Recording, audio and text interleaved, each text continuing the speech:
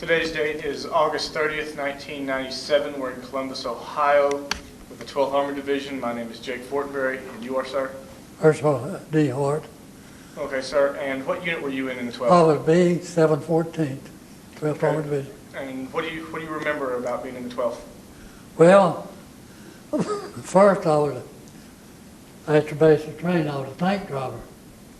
And after Tennessee maneuvers and my training in Kentucky and all, when we went to England and then over in France and then Germany. But in France, we had first contact we had with the enemy was up around Siegfried Line. And we didn't have too rough a service up there. We got on up in there 2 or 3 weeks before Hurshel, and we had the company was out in the field, and they were getting ready to move out, and everybody was in their tanks, and the Jeep driver come up with a message, and the lieutenant this was the 3rd platoon, got the 3rd platoon tank commanders and out there telling them what to do. And his driver went with him, Lieutenant Hester, and his driver was Ray Milner. And he went with the lieutenant out there to get their information, and the artillery shells come in. And everybody runs their tank, and Milner got hit. He got hit there in his collarbone, and it broke it, but they were give orders to everybody to move out. And his system driver took over and everybody moved out. I looked out in the tank and I was buttoned up, of course, and I looked out and saw Milner out there just running around and around. And I ran out and got him, put him behind my tank, pushed him up and under it, where the artillery shell was going off up there. And I run back over the hill, and this Jeep driver, Doug Berlin, was standing up on his bumper of his Jeep with his binoculars looking, and I motioned for him to come back up, and he come up and got Milner and took him to the back, and he never did come back to us no more after he come to join the association after the war. And then we had pretty smooth sailing then until Hurshel. And we went into Hurshel that day, and I guess you know all the rest of the boys' story about losing Spitty Man. We went in the first day, and they had to lay a smoke screen down for it to come back out. And coming back out, we lost 2 tanks and a couple of men. And then the next day we went back, and we stayed in there all day. And our tanks were parked inside of a building, and my tank commander told me to move it, and I moved it about 20 feet. And the bazooka, and one of the C Company man pulled in there beside of me, and the bazooka shot through the wall and killed the driver. And we stayed there that night, and up to the way in the night, they gave us orders to pull out. Our tank wouldn't drink, and the tank commander told me to set it afire, everybody get out, and we'd set it afire.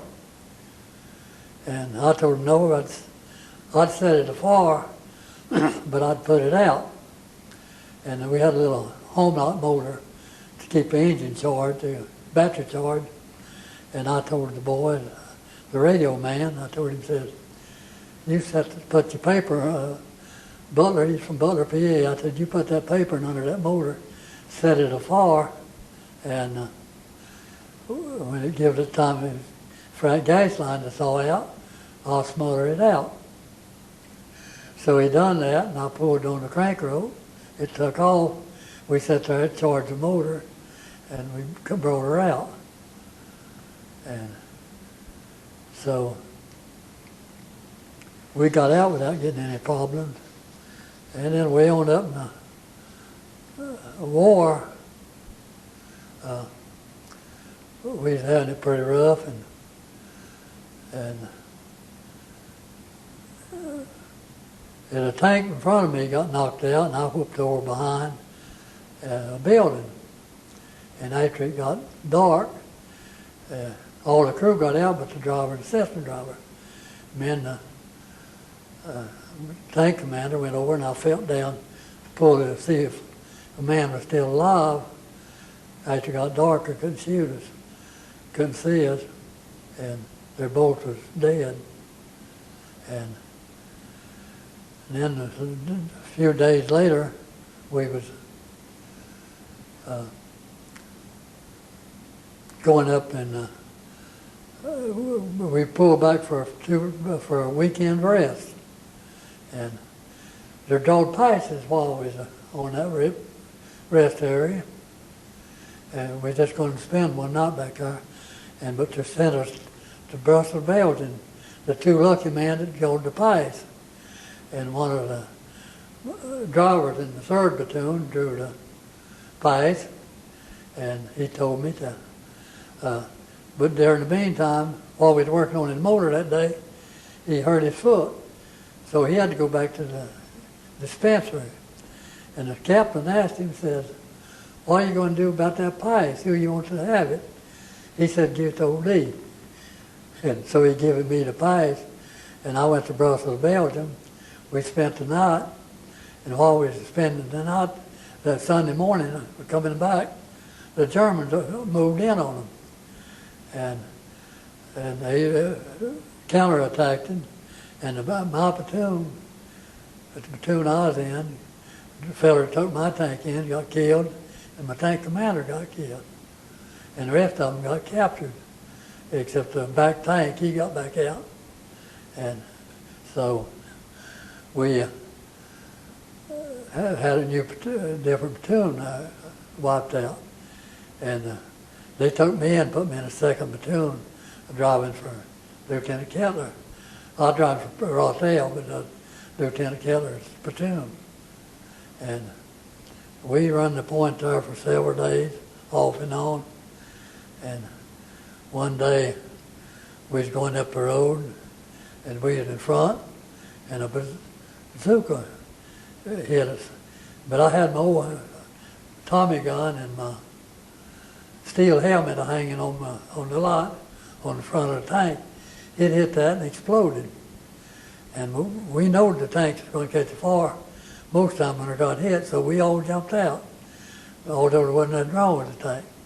We jumped out, got on the ground, and I got up on top of the tank and looking, and this feller that shot the bazooka, he raised up with a burp gun.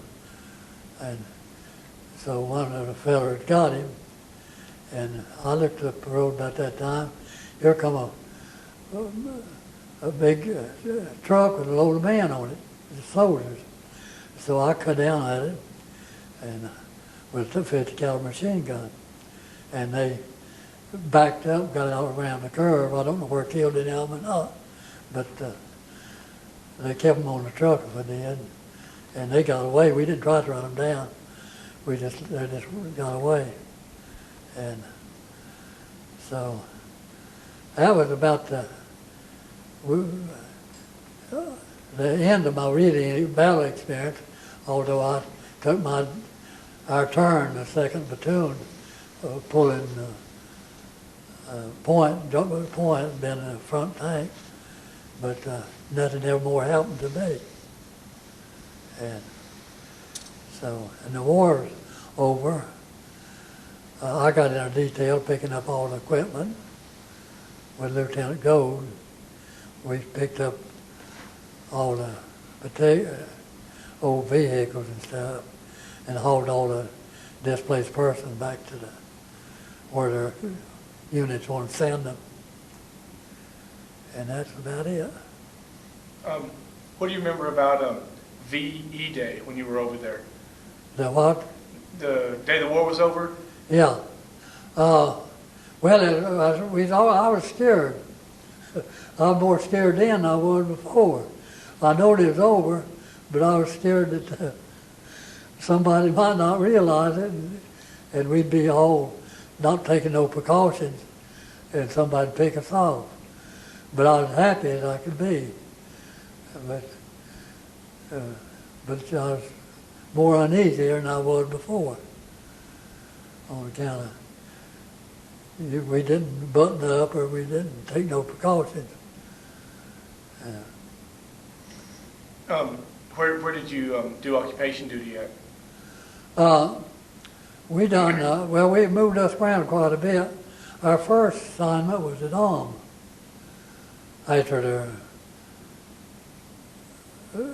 went to moving us around, and that's where I got on the detail, picking up equipment. With Lieutenant Gold, he took all the tank drivers out of his company, our company, and we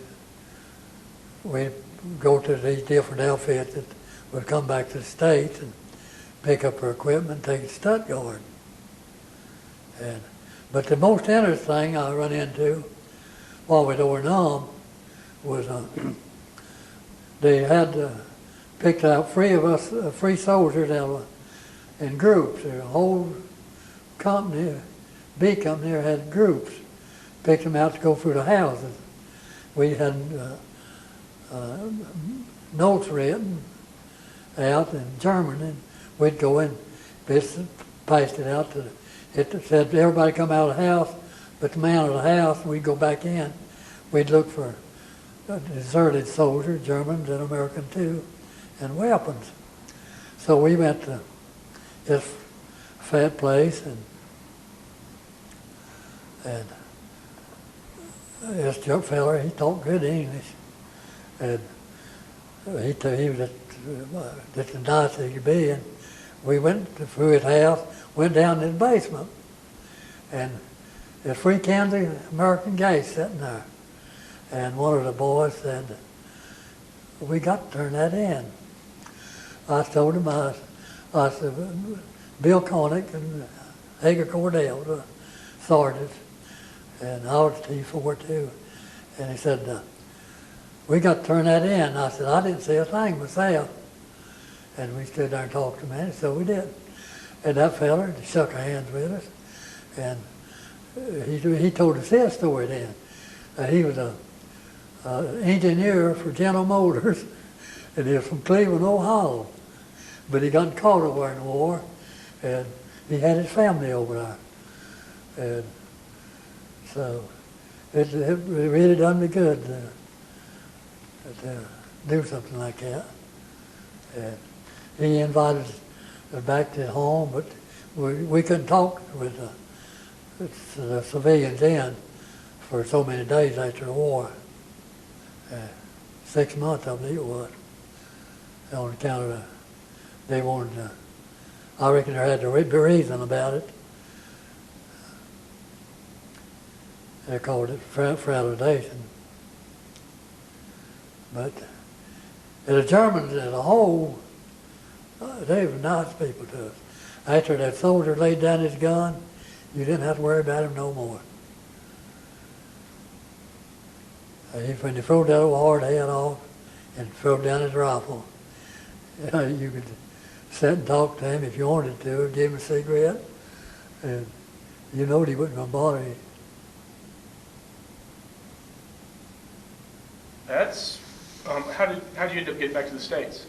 Well, they busted the outfit up. Weber was, they sent us back home according to points. And so, we moved around.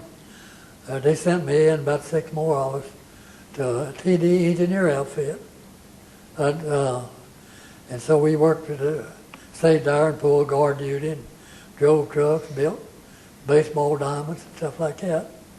And then they transferred us to another outfit, and the lieutenant called 6 of 10, and the captain called us in his office one day. He said, I noticed another feller, Bill Connick, he said, I noticed you fellas hadn't had no furlough. And it went on the record, and I said, I guess that's right. And he said, I'm sorry, I don't have nowhere to send you but Switzerland. And boy, that was a break for her. I'd never get to go to Switzerland. We had a 7-day furlough there. And what do you remember about Switzerland while you were there on furlough? The most part, the train service. They had electric trains, and boy, they're on time just like that. But they took us and give us cards when we get in town and split us up. It's 32 in the group, and they'd split us up to about for 2 or 3 or 3 or 4 in hotels. Just how many of us they'd ask who was buddies and all that stuff. And me and Connick was buddies, and we went to this place. We severed Basel. We stayed all night there, and we went to Geneva, and we went into a nightclub bar, and this lady, elder lady, come in there, and she said, "Is anybody here from Pennsylvania or New York?" And there's one fellow with us that he wasn't from our company, and he was from somewhere out in Texas. And I just told her, I said, this fellow had been to New York or Philadelphia, he probably knows more about it than we do. And so he went, and he told us that they spread out the carpet for him. He said he never had such a good time in his life. But I went up on a ski mountain up there and rode the ski lift. But we didn't ski, we just went up there and sat around and rode the lift back off. But that was awful interesting. And there had some of the beautiful, prettiest lakes in the mountains I ever saw. It was in the early spring.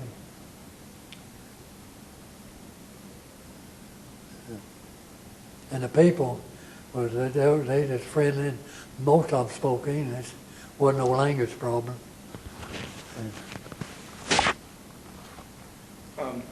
So how did you get back to the States? We should come back to Bremerhaven, Germany, and we rode a Victory ship back to Camp Schenck, New York. From Camp Schenck, we were discharged, come to Kilmer, and stayed there for 3 days, then sent me on Fort Bragg. I stayed there 6 days and discharged me. I caught the bus and went to Bronson City. That's all I really think of. Do you have anything else that you remember that you want to tell us? About anything?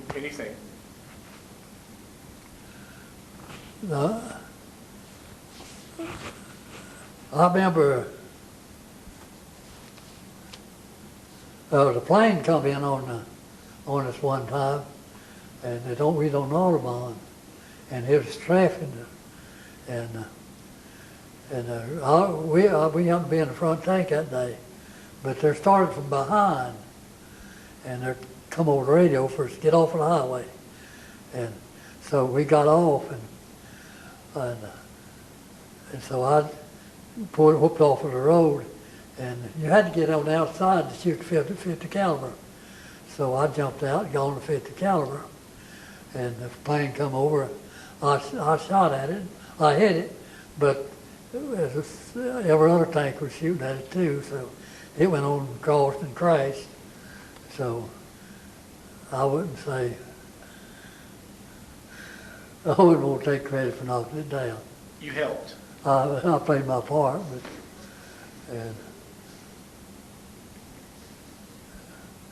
but the most thing I was proud of was myself was getting that guy that got hit. And although that was against against our rules, orders. We were supposed to treat him, leave him beside the road, let the medics come up. But he's bleeding, so I was scared the medics wouldn't get there. And I let our crew sit there exposed to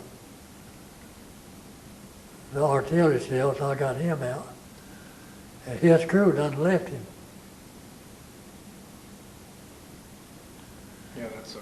And boy, he's thankful for it now. He tells everybody I saved his life, but I'm sure the medics would have come along before he died.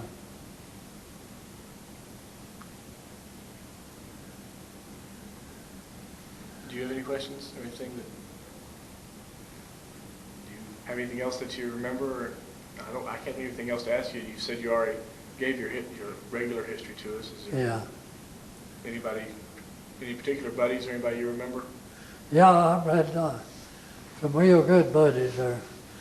I start off with, I was in 3rd Platoon, and I was till it got captured, and my tank commander was Sergeant Collins, Bill Russell, and the assistant driver was Robert Cashon, and the radio man was John Galesian. And the officer tank in front of us was number 11. That was Lieutenant Hesker. Head driver was Ray Milner. That was the guy that got hit. And his gunner was Roberts. And the assistant driver was his driver was Rose, Ray Rose, and his assistant driver was Kelly. I don't remember his first name. And then the third, tank 13, I was 12. Tank 13 was Pittman, Barney Ledoux, Rennick. Rennick got captured and Pittman got killed, and Ledoux got back to the States, and his I forget now, but Lieutenant tank commander, he lost Milner, and the next driver was Tanksy, he got killed, and the next one was Smitty. And I got some good buddies that come to this reunion with Bill Koenig. He's from South Dakota. Me and him had a lot of good times together. He's the one that was with me on Switzerland. Me and him was pulling guard one night, and this German we got was in an old barn, up beside an old barn, and the German was down under. We didn't know it. Just quick it got dark, they rode a horse out. So we shot and killed the horse, but we didn't see no man next morning. And another time, me and him were pulling guard. We shot getting ready to cross the Blue Daniels, and they told us anything come down that road was the enemy, not letting nothing pass us. And there's 2 foot soldiers over here, 56th Infantry, dug in, and they saw somebody come down and they halted him. He was a German slipping through the line. So he run, so we shot, and he fell, and we thought we'd killed him. And they went out there to see if he had any gun or what he was, and we wouldn't scratch on him. He was just a scout coming through our lines.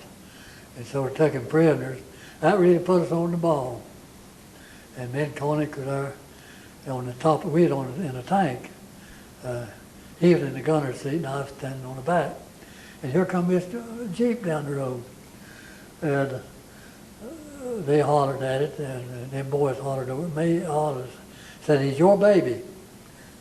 So he got right up even with me, and I just shot a burst of a bullet right in his side, right there. I was 4 foot of him inside the road, and I just shot in the motor, and he jumped out and hollered, "Comrade." And I saw the badge, he's a captain, and he said, oh, I started shooting you with a carbine. I said, you better thank God you didn't. I started shooting you with a 50 caliber. And I called the CP and told the captain what had happened. He said, Roger. And they sent somebody up there to pull the Jeep in, and I never did hear any more about it.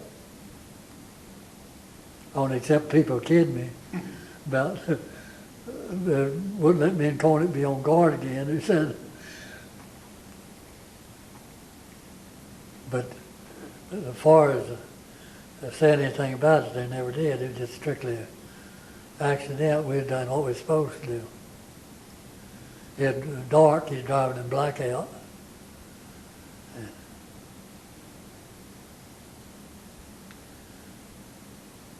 But another good friend of mine was Irvin Bailey, and he attended his union. Did something happened last few times he hadn't been yet, but he was an awful good buddy. He was a tank driver, and there's Bob Hunt. He's here tonight, and Jim Turner. Jim got captured. You've interviewed James. Yes, sir. And that's about all the 714th here tonight.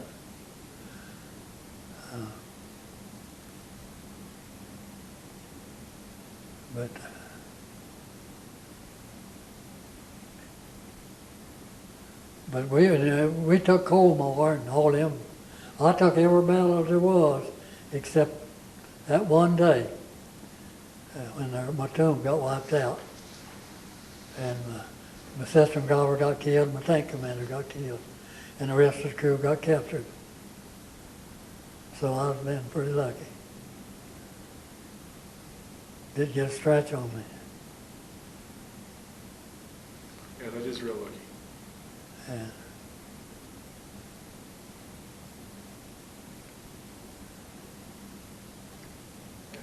That's all you've got, or if you're going to need more. I believe that's about history. I can't remember dates and stuff, but there's a lot of more little things happened, but I didn't keep up with it. There's an awfully interesting thing happened when we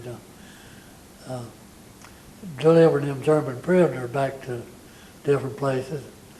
I was driving a truck, and I was driving one of them captured trucks, a big German Chevrolet long wheelbase, and I was following this American truck at 6x, and I saw it swaying as it went in this curve, and I knowed I had 60 men standing on the back.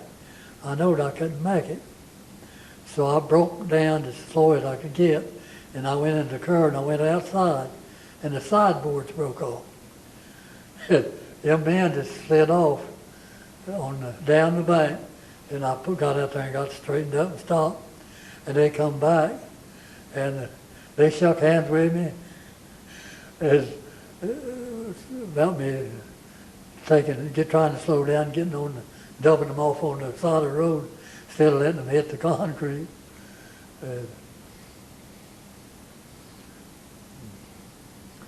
But that sort of shook me up. But I never did. I hated to hurt anybody. And another time,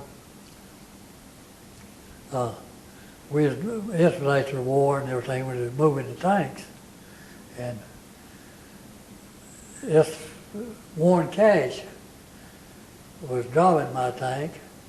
He had a buck sergeant to come there from a replacement, and there's a lady, a German woman we saw, riding a bicycle with a big basket on it, and he hit that bicycle. He hit the basket. He didn't intend to, but hit it.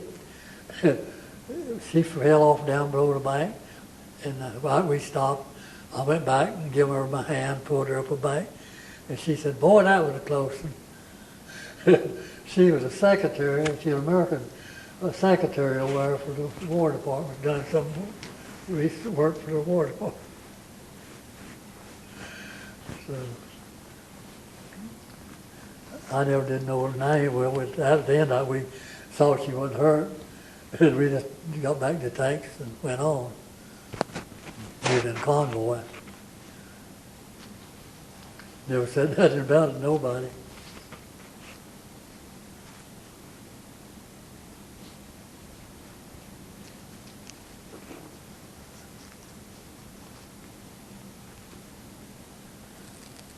I guess another interesting thing was when we were taking basic training,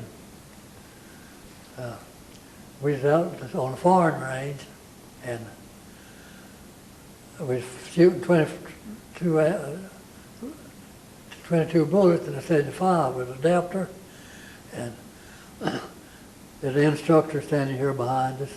Me and this other rookie were taking bases. We hadn't got our marbles all together about the military, and this colonel come up, and he come up, and you know we're supposed to come to attention and salute officer when he comes up, and I just sat there like a knot on a log. I never moved. He walked up to me and said, "Soldier, what's your name?" I told him. He said, "What kind of gun's that?" And I said, 75 millimeter. He wanted to know how I was shooting. I told him. He said, "If a tank was going across that field over there and you was going to shoot at it, it'd make it 20 miles an hour." I told him I'd give him a 10-foot lead and shoot 10 foot in front of him. And he turned to our captain. He said, "Don't you say one word to that soldier about his military discipline.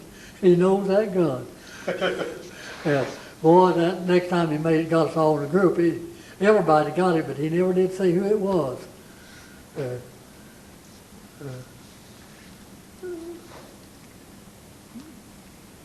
But I hadn't got used to all that military life in.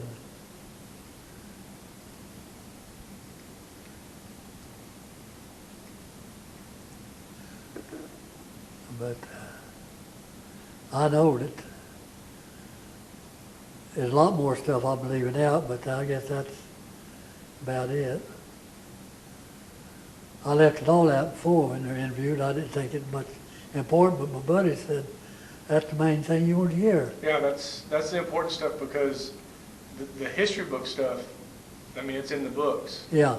It's the stuff like that, like, they never tell about, not saluting the captain in basic, or, or about how so-and-so saved his buddy's life, by putting him underneath the tank, or this is the real history of what really happened. But I had two different crews. When I got captured, I lost that, and then I went to the 2nd Platoon with Sergeant Kettler, and he'd put me in a rotel, and my first sister driver was Edwards. He'd been knocked out, and he was a driver too, Ray Edwards. And our gunner was Wilcox, and I had two free gunners come and go. One was R. Shoba, and the other was Bush Hassenstadt. And so, looking over at Merle Loomis, he was one of the boys got captured. He was in the last tank, 15, and Jim Turner was in his tank, and Jim was easier than not. He was a prisoner of war, and Loomis was a prisoner of war.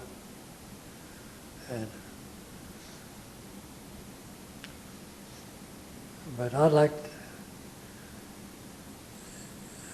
if anybody could be mentioned, I'd like for Bailey and Loomis and them boys to be mentioned.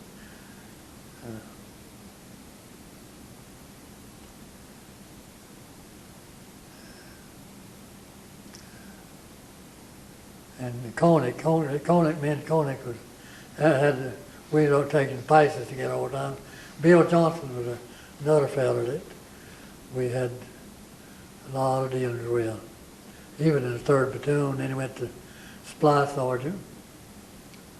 And one time on maneuvers, I saw my we had a fire in Texas there, and we had to move our tanks out, and I forgot my pump tank. I just run, jumped in the tank, and took off and left my pump tent, my gun, and everything there. Well, they could have made me pay for that, but they didn't. Johnson was supply sergeant, and he issued me new stuff. He wouldn't nobody complain about it. But I was there in Abilene, them sage fields got far. Mm-hmm. And it was awfully interesting. There was two tanks run together in the smoke, getting out of there.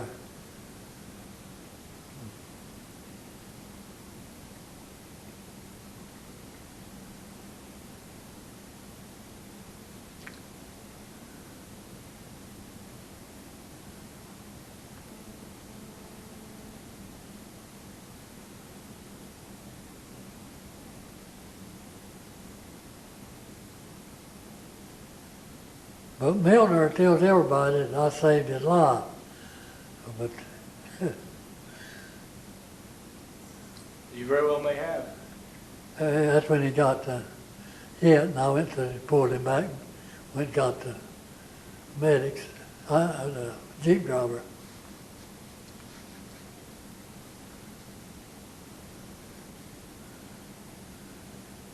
But he attends a lot of these unions. He's not here tonight, but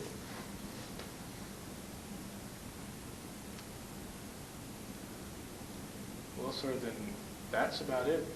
yeah, that's Okey-doke. We sure do appreciate